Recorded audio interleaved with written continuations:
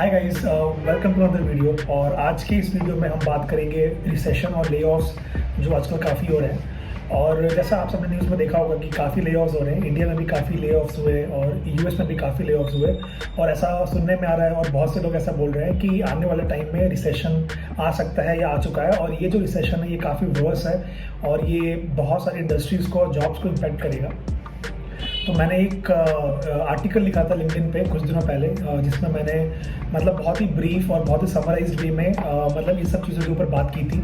और काफ़ी अच्छा रिस्पांस मिला था उस पोस्ट को। और बहुत लोगों ने मुझे सजेस्ट किया कि मुझे सिमिलरली एक वीडियो भी बनानी चाहिए और जो भी चीज़ें मैंने उस पोस्ट में डिस्कस की हैं वो और लोगों को शेयर कर सकें, बता सकें। तो इसके लिए मुझे एक वीडियो बनानी चाहिए, तो मैं ये वीडियो बना रहा हूँ। तो चलिए इस वीडियो को शुरू करते हैं।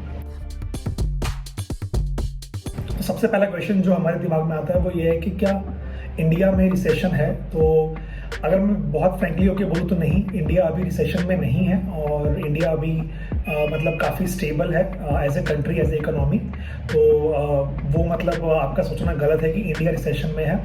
फिर अगर हम बात करते हैं कि क्या यूएस रिसेशन में है, क्या यूएस का मार्केट रिसेशन में है, तो हाँ, हम ऐसा कह सकते हैं कि जो यूएस का मार्केट है वो रिसेशन में है और you can say like on the verge of recession है। और हो सकता है कि आने वाला टाइम और भी बुरा हो इंडस्ट्रीज़ के लिए, खासकर यूएस के लिए। बट अभी आपके दिमाग में एक क्वेश्चन आ रहा होगा कि यार ये रिसेशन होता क्या है और कैसे ये लोगों को इफेक्ट करता है। तो यार देखो, ऑनलाइन बहुत सारे वीडियोस हैं, बहुत सारे आर्टिकल्स हैं और मैं बहुत डिटेल में नहीं जाना चाहूँगा।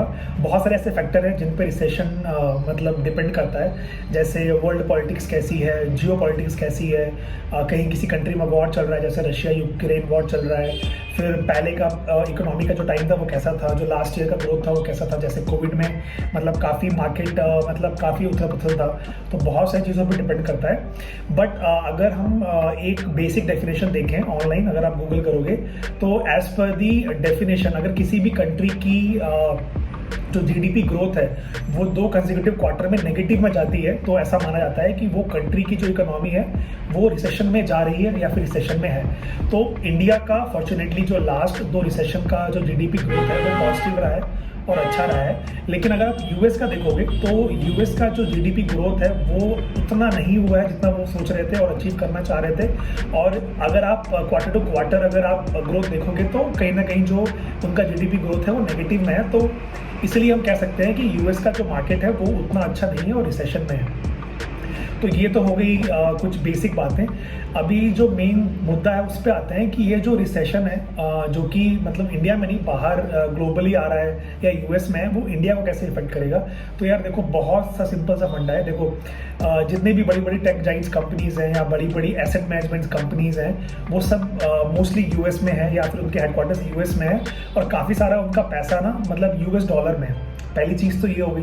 उसके अलावा इंडिया की जो कंपनीज हैं, चाहे सर्विस बेस्ड हो, चाहे प्रोडक्ट बेस्ड हो, चाहे स्टार्टअप्स हो, अगर वो सर्विस बेस्ड हैं तो उनका बहुत जो मेजर चंक ऑफ बिजनेस है वो बड़ी कंट्रीज, डेवलप्ड कंट्रीज से आता है, जिसमें यूएस एक काफ़ी मेजर स्टेक होल्डर है। सिमिलरली इंडिया की जो स्टार्टअप है, प्रोडक्ट बेस्ड कंपनीज हैं, उनको जो पैसा मिलता है, मतलब आप फंडिंग बोलो चाहे कैपिटल बोलो, वो कहीं ना कहीं काफ़ी हद तक यूएस मार्केट से आता है। तो अगर आप इन सब चीज़ों को ध्यान से समझोगे और इन चीज़ों को इंडियन मार्केट से जोड़ोगे तो it's pretty much evident and clear कि अगर यूएस मार्केट में उथल पुथल होती है, अगर यूएस का मार्केट खराब होता है तो कहीं ना कहीं वो इंडिया पे भी और इंडियन मार्केट पे भी इम्पैक्ट डालेगा। और ये कोई बहुत बड़ी बात नहीं है, हम सबको पता है कि यूएस कितना बड़ा प्लेयर है in terms of business, in terms of market. और कहीं ना कहीं हर कंपनी मतलब या फिर हर कंट्री डायरेक्टली इनडायरेक्टली यूएस से लिंक्ड है और यूएस मार्केट से जुड़ी हुई है। साथ ही साथ जो यूएस का जो डॉलर है, जो उनका करेंसी है, वो काफ़ी ज़्यादा यूज़ होता है, बी इट ऑयल ट्रेड्स और be it any kind of trades. तो अगर यूएस मार्केट मतलब अच्छा ग्रो नहीं कर रहा है तो कहीं ना कहीं इम्पैक्ट इंडियन मार्केट और इंडियन कंपनीज पे भी आएगा। कैसे आएगा मैं आपको बताता हूँ। तो जैसे जो भी यूएस की बड़ी कंपनीज हैं या जो बड़े बड़े इन्वेस्टर्स हैं जिन्होंने इंडियन मार्केट में इन्वेस्ट किया हुआ है, तो जब यूएस में मार्केट खराब होगा तो वो चाहेंगे कि वो अपने पैसों को बचा के रखें या वो पैसे जो उन्होंने मार्केट में लगाए हुए हैं उनको निकालें या फिर उनको पुश करें प्रॉफिट के लिए। तो उसका इम्पैक्ट ये होगा कि जो इंडियन कंपनीज है उनको पुश किया जाएगा कि वो प्रॉफिट अचीव करें या फिर ज़्यादा से ज़्यादा प्रॉफिट लाके इन्वेस्टर्स को दें, या फिर जो मार्केट है वो मतलब इंडियन मार्केट्स पे या ऐसे मार्केट पे डिपेंड हो जाएगी यूएस की, जहां पे मार्केट अभी स्टेबल है और वहां से लोग पैसा निकालने की कोशिश करेंगे। तो इवेंचुअली जो प्रेशर है वो इंडियन मार्केट में भी आएगा ही आएगा। और एक और जो मेजर रीजन है वो ये है कि यार जब कोविड आया था ना, तो उस टाइम पे काफ़ी मतलब एक्सपोनेंशियल ग्रोथ हो रही थी और सबको लग रहा था कि यार आने वाले कुछ साल में मतलब पूरी की पूरी दुनिया ऑनलाइन हो जाएगी और सब कुछ ऑनलाइन चलेगा। इसीलिए हमने देखा कि बहुत सारे स्टार्टअप्स आए, बहुत सारी कंपनीज ने काफ़ी पैसे देकर लोगों को हायर किया और काफ़ी अच्छी सैलरीज दी। लेकिन जब कोविड खत्म हुआ और मार्केट मतलब फिर से धीरे धीरे ऑफलाइन जाने लगा, तो फिर लोगों को रियलाइज हुआ कि जो ग्रोथ एक्सपेक्ट की गई थी वो ग्रोथ नहीं हो रही है। साथ ही साथ जैसे जैसे इंटरनेट पूरे दुनिया में फैल रहा है और हर जगह से कंपटीशन मिल रहा है, चाहे वो गूगल हो चाहे फेसबुक हो, सबको कंपटीशन मिल रहा है, नए प्रोडक्ट्स आ रहे हैं। तो ये एक ऐसा टाइम है जहाँ पे मार्केट मतलब अपने आप को रिवाइव करने की कोशिश कर रहा है। तो ऑब्वियसली इसका इम्पैक्ट सबको होगा, बी इट इंडिया और बी इट यूएसए। फिर अभी क्वेश्चन ये आता है कि यार how long this recession will last. तो यार ये भी बहुत डिफिकल्ट प्रेडिक्ट करना, बट हम ये कह सकते हैं कि ऑलरेडी हम रिसेशन के स्टार्ट में हैं और I think it will last between 1 to 3 years। ये मेरे नंबर्स नहीं है, मैंने बहुत सारे ऐसे आर्टिकल्स और वीडियोस देखे हैं, पढ़े हैं, और उसके बेसिस पर मैं आपको ये कह सकता हूँ कि अगले 1 से 3 साल तक ये मतलब ऐसा डाउन मार्केट जो है, चाहे वो स्टॉक हो, क्रिप्टो हो, बिजनेस हो, कुछ भी हो, अभी सब हिला हुआ है। तो ये कुछ वैसा ही रहने वाला है। इन सब चीज़ों को देखने के बाद अभी जो सबसे मेजर क्वेश्चन है वो ये आता है कि यार कैसे हम मार्केट में रेलेवेंट रहें, अपनी जॉब्स को बचा के रखें और कैसे हम अपने लाइफ में, अपने करियर में आगे बढ़े। तो यार देखो, सिंपल सा फंडा है, आप किसी भी कंपनी में काम कर रहे हो, चाहे स्टार्टअप हो, छोटी हो, बड़ी हो, प्रोडक्ट बेस्ड हो, आप अपनी कंपनी के रेलेवेंट रहो और ट्राई करो कि आपकी कंपनी की आपके ऊपर डिपेंडेंसी हो और आप एक मेजर रिसोर्स हो। अगर कंपनी को लगता है कि आप कंपनी में काफ़ी एफर्ट डाल रहे हो, आप कंपनी के लिए काफ़ी इंपॉर्टेंट हो, आपका काम काफ़ी ज़रूरी है कंपनी के लिए और आप काफ़ी इंटीग्रल पार्ट हो, तो कंपनी 10 बार सोचेगी आपको ले ऑफ करने के लिए, फायर करने के लिए। तो जो लोग बेंच पे हैं या फिर जो लोग अभी मतलब अपने काम को लेकर सीरियस नहीं है, उनके लिए तो ये टाइम बहुत खराब है, क्योंकि ऐसे लोगों को कंपनी सबसे पहले टारगेट करती है। तो मेक श्योर कि आप अपनी कंपनी के लिए रेलेवेंट रहें और अपनी कंपनी का एक इंटीग्रल पार्ट बन के रहें। इसके साथ साथ यार सबको पता है कि मार्केट अभी डाउन है, तो कहीं ना कहीं सबके ऊपर थोड़ा प्रेशर तो रहता ही है। तो मैं आपको ये एडवाइस करूँगा कि आप थोड़ा और पढ़ने पर ध्यान दीजिए, थोड़ा अपने आप को और इम्प्रूव करने पर ध्यान दीजिए और कोशिश करिए कि आप अपनी कंपनी को अलग अलग एरियाज में इनपुट दे सकें। ऐसा नहीं है कि अगर आपका सिर्फ टेस्टिंग का प्रोफाइल है या डेवलपमेंट का प्रोफाइल है तो आप उसी में ही मतलब स्टिक रहें। प्ले अराउंड, नई चीज़ों को समझो, जानो, जो आप काम कर रहे हो वो तो करो ही, उसके अलावा भी और भी चीज़ों में मतलब अपनी कंपनी को इनपुट दो, अपना एफर्ट दो, ताकि आपके आसपास की जो भी मैनेजमेंट है कंपनी, उनको आपकी वर्थ रियलाइज हो। साथ ही साथ मैं ये एडवाइस देना चाहूँगा कि यार अगर आप अभी स्विच कर रहे हो तो आप डोंट बी हरी, मतलब जल्दीबाजी में स्विच ना करो। अभी अगर आप स्विच करने का प्लान कर रहे हो तो यार देखो, ऐसा नहीं कि अपॉर्चुनिटीज़ नहीं है, अपॉर्चुनिटीज़ हैं, बट मार्केट थोड़ा स्लो हो गया है। तो अगर आप एज ए फ्रेशर ट्राई कर रहे हो तो काफ़ी डिफिकल्ट है जॉब लेना। अगर आप एज ए एक्सपीरियंस भी ट्राई कर रहे हो स्विच करना, तो it will might take some time, क्योंकि अभी मार्केट थोड़ा स्लो है। तो ट्राई करते रहो, पढ़ते रहो।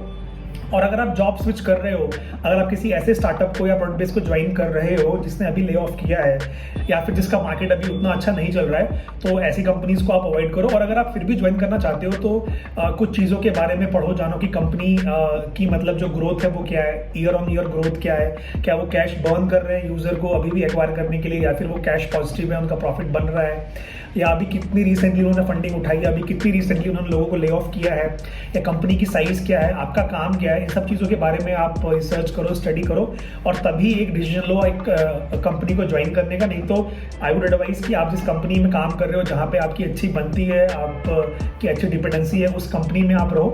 और ये बहुत ही एविडेंट है, अगर आप लिंक्डइन खोलोगे या अपने दोस्तों से बात करोगे तो ज़्यादातर कंपनीज उन्हीं लोगों को ले ऑफ कर रही है जिन्होंने अभी रिसेंटली 5 महीने, 6 महीने या 8 महीने पहले ज्वाइन किया था। जो उनके रिसोर्स काफ़ी लंबे टाइम से काम कर रहे हैं, जो उनके लिए काफ़ी इंटीग्रल और इंपॉर्टेंट है, उनको लोग फायर नहीं कर रहे हैं, जैसा मैंने आपको पहले भी बताया। इसके साथ साथ यार आपको ये भी समझना पड़ेगा यार कि जो भी कंपनी रन कर रहा है, ठीक है, वो मतलब एट द एंड चाहता है कि कंपनी प्रॉफिट बनाए और कंपनी इन्वेस्टर का पैसा लौटाए, और जो भी मालिक है, सीईओ है, सीटीओ है, इन्वेस्टर है, फाउंडर है, मतलब वो बिजनेस बनाए, पैसे कमाए। और इसके लिए कभी कभार टफ डिसीजन लेने पड़ते हैं। आई बिलीव कि अगर कंपनी को आप ठीक से प्लान करो और ठीक से स्टेप्स लो तो शायद ऐसा मौका ना आए कि आपको लोगों को फायर करना हो, ले ऑफ करना हो। बट यार मार्केट आपके हाथ में नहीं है, चीज़ें बदलती रहती हैं। तो इस बात को लेके नेगेटिव होना या फिर डीमोटिवेट होना या बहुत ज़्यादा गुस्सा होने में कोई फ़ायदा नहीं है। ये बिजनेस का पार्ट है और अगर आप प्राइवेट इंडस्ट्री में हो तो ऑब्वियसली यार ले ऑफ्स होते आए हैं, आगे भी होते रहेंगे। हमको बस ये ध्यान रखना है कि हमको अपनी एजुकेशन पे, अपनी पढ़ाई पे ध्यान देना है, अपने आप को इम्प्रूव करना है और ट्राई करते रहना है। अभी तक हमने जो भी बातें की उसमें काफ़ी कुछ नेगेटिव था, बट ऐसा नहीं है कि जो रिसेशन है उसमें सिर्फ नेगेटिव ही है, कुछ पॉजिटिव चीज़ें भी होती हैं, तो हम उनको डिस्कस करते हैं। तो अगर आप मुझसे पूछो कि क्या इस रिसेशन में पॉजिटिव है या फिर एक पॉजिटिव आउटकम है जिसको लेकर हम पॉजिटिव या फिर हम अच्छा फील कर सकते हैं, तो यार देखो सिंपल सी बात है, आप भी जानते हो कि आज की दुनिया में ना जो फ्यूल है वो सॉफ्टवेयर है, वो डेटा है। और आने वाले टाइम में इस फ्यूल की रिक्वायरमेंट और बढ़ेगी, चाहे छोटी कंट्री हो, चाहे बड़ी कंट्री हो, चाहे छोटा प्रोडक्ट हो, चाहे बड़ा प्रोडक्ट हो, सॉफ्टवेयर की और डेटा की ज़रूरत है। और लिटरली आज के टाइम पे सॉफ्टवेयर और डेटा के ऊपर ही पूरी दुनिया चल रही है। तो ऐसा नहीं होगा कि जो सॉफ्टवेयर इंडस्ट्री है वो एकदम से ख़त्म हो जाएगी और जो जॉब्स है वो नहीं रहेंगी। जैसे मैंने आपको पहले ही बोला कि ये टाइम ऐसा है जहाँ पे मतलब मार्केट अपने आप को रिवाइव कर रहा है और जो आसपास बहुत सारी चीज़ें चेंज हुई हैं, जैसे मार्केट का बिहेवियर आफ्टर कोविड हो गया, अभी रशिया यूक्रेन वार है, बहुत सी चीज़ें हैं जिसकी वजह से मार्केट अभी चेंज हुआ है। उन चीज़ों को मार्केट अभी समझ रहा है, अडॉप्ट कर रहा है। और जैसे यही चीज़ें नॉर्मल होंगी, अगर आप देखोगे कि फिर से एक बूम आएगा जैसा हमेशा होता है और काफ़ी सारे नए जॉब्स नए एरियाज़ में उभर कर आएंगे। तो आने वाले 2-3 साल में काफ़ी जॉब्स आएंगी और आई एम प्रीटी श्योर कि मार्केट 2-3 साल में और अच्छा होगा और जॉब्स को लेकर आएगा। तो मतलब ये काफ़ी पॉजिटिव साइड है और इसके लिए आपको क्या करना है, जैसा मैंने पहले बोला, बी प्रिपेयर्ड, आसपास आपके क्या चल रहा है पढ़ते रहो, अपने आप को इम्प्रूव करते रहो और आगे बढ़ते रहो। और जैसे कि मैंने पहले बोला यार कि इंडिया में अभी रिसेशन नहीं है। ऑब्वियसली इंडियन मार्केट को इफेक्ट होगा, यूएस का ग्लोबल इकोनॉमीज में जो भी रिसेशन आया है उसका इफेक्ट इंडिया को भी होगा, बट उतना नहीं होगा।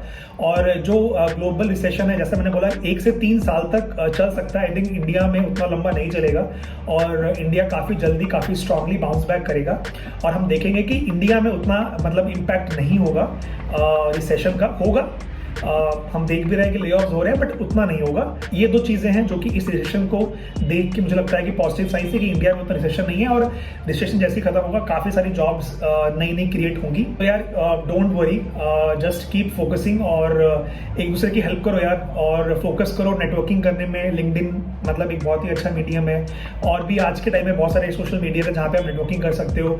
तो एक दूसरे की हेल्प करो। अगर किसी को जॉब की रिक्वायरमेंट है और आपकी कंपनी में अगर मतलब वैकेंसी है तो उनको रेफर करो। अगर आप देखते हो कि कोई मतलब ले ऑफ हुआ है और उसको जॉब की ज़रूरत है तो उसके पोस्ट को शेयर करो, उसके रेज्यूमे को शेयर करो, उसको हेल्प करो।